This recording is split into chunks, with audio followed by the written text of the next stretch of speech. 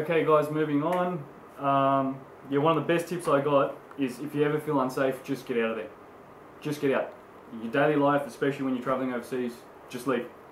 Okay? Don't make up, don't say too much, just go. Yeah, don't wait for bad things to happen. I mean, that happened to me in Vietnam. I went for a massage. This lady's going, hey, I've got a massage. This is what it costs, and look at the beautiful parlour, and she had all these pictures. I went, okay. I followed her. I followed her for ages, and we went really, really far down some alleys, and it got worse and worse, darker and darker, and there was more sheet metal, very rundown, bad area, and I went, no, I'm getting out of here. And I just left. You know, why keep going down that path to have something bad happen? So if you ever feel unsafe, just move on, get out of there. But it's also a natural defense reaction we have in our bodies. You know, sometimes when the hairs on your neck raise, you're like, oh, I can feel the hairs on my neck feeling weird. That's your body already telling you something's wrong. Your body's reacting, just get out of there. Okay? Using multi-band or smartphones. Why I say multi-band, phones work on a cell phone or mobile phone band, whatever you like to call it. So the phone I used was my trusty Sony Ericsson. You've seen it in a lot of the videos. This is an Xperia Ray. It's a bit old now, but I love it because it's so compact. As you can see, palm of my hand. It does what I need it to do. Goes on the internet, whatever, but it's multi-band. So when I go to another country, I take the SIM card out, put in a new one from that country, very cheap and affordable, good to go. So now my local friends and I can contact each other, my hotel can contact me, I can contact other people, obviously all that practical stuff. And depending on what country you're in, I mean, look around, get a local to help you if you can, or get your hotel to help you or someone to help. I got the internet pretty cheap as well, so not only did I have phone access and text message, I could also use the internet, you know, check my email, all that sort of stuff. But yeah, it worked really well. I mean, so for me, this is a fairly affordable phone. If I lost it or it broke, I'm not too upset. That's just a decision for you. But yeah, it was pretty cool. Some people use roaming. You know, some people pay extra on their current plan in their country, so it has global access. I don't know. Use what works for you, but I found that really, really helpful. And even my friend had an iPhone in Thailand, and we got local SIM cards, and it didn't fit his phone. So we just went to a local phone shop or a little market store. You know, those little market stores selling phone cases and trinkets. They said, yeah, we can fix that for you. And I just got a little cutter and just cut it until it fit. That's fine. It actually looked like a stapler. It was actually a template, and that's it. And I've seen people do that in Australia too. And yeah, it's not a problem. Inform your bank and your credit card company. That's really important. I didn't do that on the Thai trip. It didn't cause too many issues, but they noticed that there was some transactions in Thailand, and they nearly froze my bank account and my credit cards. So just something to be aware of. Quite often you can do it online or phone them. So it doesn't take long, just make sure you do it, let them know where you're going and for how long. Dummy wallet, this one's awesome.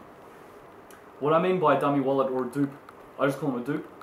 People are like, what are you talking about? It basically means just a wallet that I can sacrifice. So this one's actually just an old nice leather Jag wallet. It was falling apart inside. The insides were coming apart, so I just put some duct tape, fixed it. And yeah, it's a great wallet, so I can put local business cards, whatever, you know, whatever I want in here. But the main reason is for security. If someone pulled a knife or a gun, tried to rob me, I can just go take it. I don't care. You know, it's not worth my life, and it's not worth your life. You know, if you're a girl, obviously a purse. You might want to buy one in country. Just buy a cheap one in the country you go to, and just put your daily budget. So use a daily budget. So for example, if I was in Philippines, just say it was a few thousand pesos or 1,000 pesos. Actually, this is from my last trip to the Philippines. So there's 1,000 pesos for you right there. That's all they're going to get, right? So to me, one, it's not worth my life, but two, 1,000 pesos, I'd rather lose that than my whole cash budget. And even if my credit cards and my bank cards are in here, I can cancel them. I can just go on the internet or call, they'll be cancelled straight away. Again, it's not worth your life. Okay, guys? So, and also that way it's like mitigating the risk. You lose less. I'd rather lose 1,000 than 10,000. Okay? Yeah. Also, another good point. I did keep an ID card in here. I actually had my Australian driver's license. In a lot of countries, I find police and security will often ask to see your ID. If you act like an idiot, I travelled with people who act like an idiot. I saw other people and even tried to help them, other foreigners. If you act all tough, oh, I'm not going to show you my ID. In some countries, they have the authority to arrest you. Okay, they can even hold you. They can even just hold you to question you. Why won't you show your ID? So don't be an idiot. Sometimes you need your ID as well to do something. You might want to hire a car. You might want to hire a motorbike or a quad bike. I did that in Thailand. That was awesome. You know, they just want to see your driver's license or your ID. You check into a hotel as well, or you check into an airport. They just want to see some valid ID. So I found it really helpful to have just a form of photo ID, your driver's license. Another good tip: you could photocopy or scan your passport, just your ID page, the photo page on your passport, and laminate it and keep that as an ID card in your wallet. I did that, by the way. That was just a good backup copy to my passport, and I'll talk about that later. But yeah, cash culture countries, kind of already talked about the wallet and the cash. I noticed in Pacific Asia, Thailand, Vietnam, Philippines, cash is very, very common and very popular. So some places will only accept cash.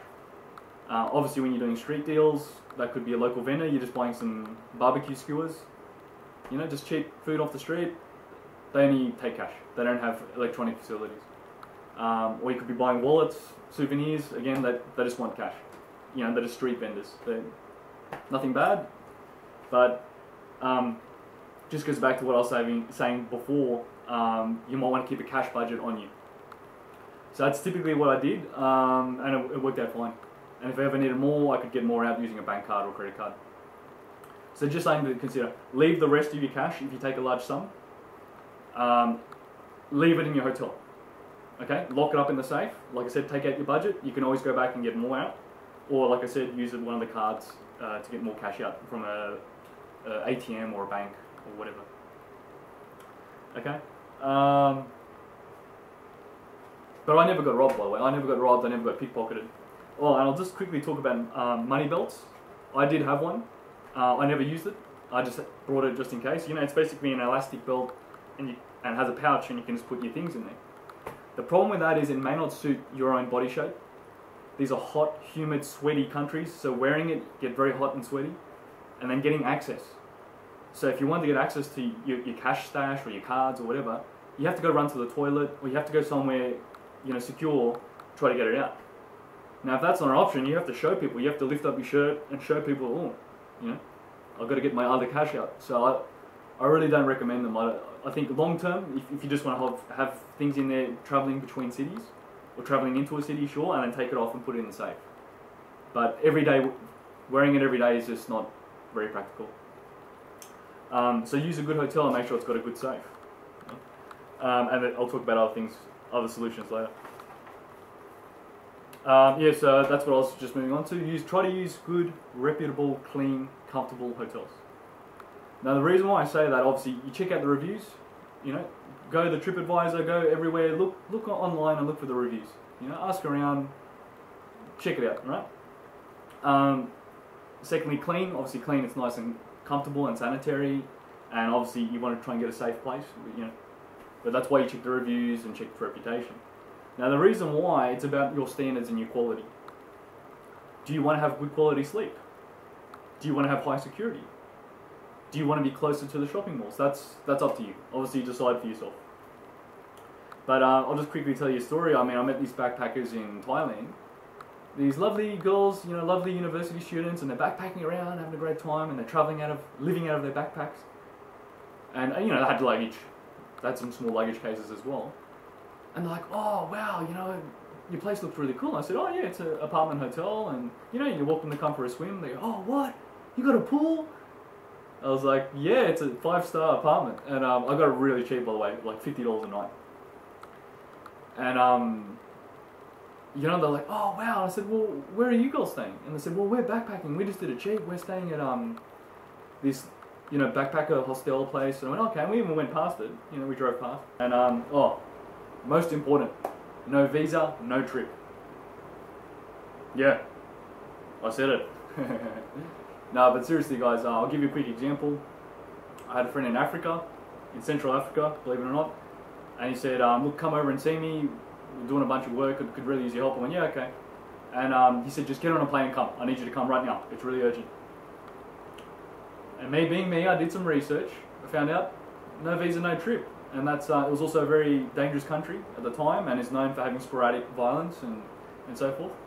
But the point is, it's not always that simple. Now the good news is, Vietnam, Thailand and Philippines, it's not a problem. Vietnam is the strictest. I don't know about maybe Indonesia and other countries. Maybe I'll visit there and make a new video. But the point is, in Vietnam, it's a communist country. You must apply for a visa. Okay, no visa, no trip.